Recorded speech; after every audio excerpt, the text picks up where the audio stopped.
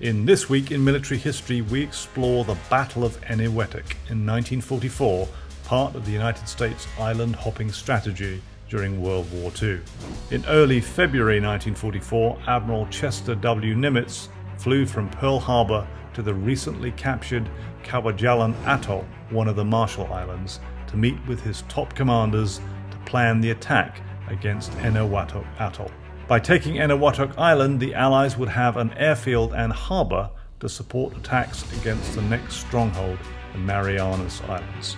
They decided to use the 22nd Marines under the command of Colonel John T. Walker and 2 battalions of the Army's 106th Regiment. In January 1944, aircraft carriers increased their strikes on the island to prepare for the amphibious landings and ground assaults. The initial strategy was to take the atoll by invading 2 separate adjoining islets to the south. On February 17th, the heavy guns of the United States Navy's battleships, cruisers and destroyers began shelling the northern and eastern parts of the island. The Navy's air attack shielded the forces slowly navigating their way in.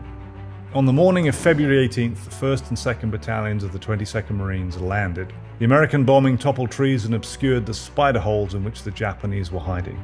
Though the Japanese were hard to locate in their foxholes, the Marines overwhelmed the island, securing it for the Allies by late afternoon. The fighting then shifted to the main island of Eniwetok. On February the 19th, 106th Infantry's 1st and 3rd Battalions took to the beach, but encountered heavy Japanese resistance. With a steep bluff ahead and the Japanese hiding behind trees and in spider holes, the fight was dangerous and slow-going as a result.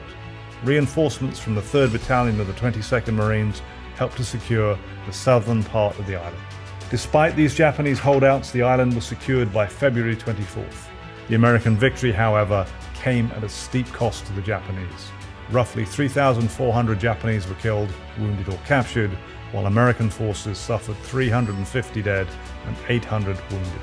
With this key harbour and airfield captured, Nimitz's forces could now aid General Douglas MacArthur's New Guinea and Central Pacific campaigns.